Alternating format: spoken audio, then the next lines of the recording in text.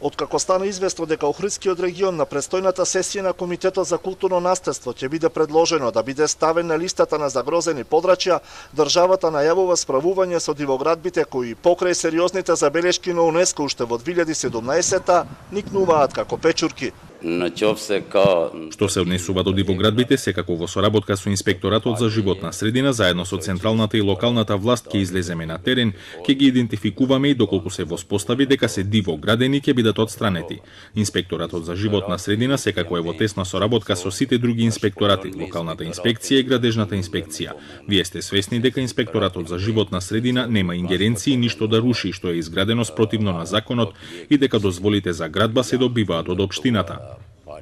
Од општина Охрид пак велат дека во текот на изминатите 2 години во вид биле земени сите препораки и барања на УНЕСКО и дека во извештајот освен негативни забелешки посочени се и позитивни, како што е откажувањето од проектот за изградба на ски центар на Галичица, автопатот А3 од Охрид до Светинаум, проектот за пренасочување на реката Сатеска во Старото Корито и формирањето на новото јавно претпријатие Колекторски систем.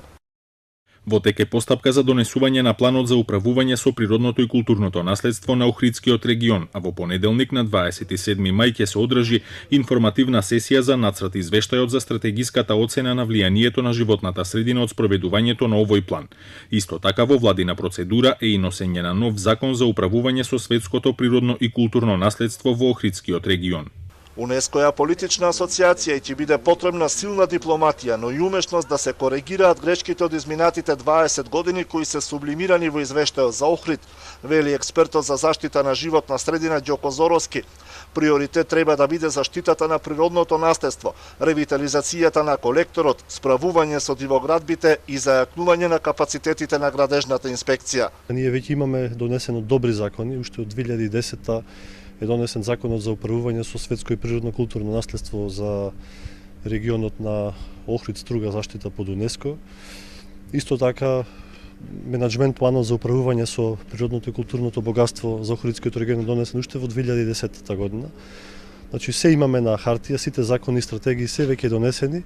формирани се и комисии за спроведување на тој закон, меѓутоа она што недостасува е имплементацијата на самиот закон на терен. Зоровски подсетува на судбината на Котор кој е ставен на листата на загрозени подрачја поради преголема изградба на сместувачки капацитети, како и старото јадро на Виена кое се најде на истата листа поради изградба на само еден хотел со поголема висина. Доколку Охрид го загуби статусот во УНЕСКО, тоа ќе биде силен удар на неговиот имидж како најатрактивна езерска дестинација во регионот, што негативно ќе се одрази и на туризмот, предупредува Зоровски.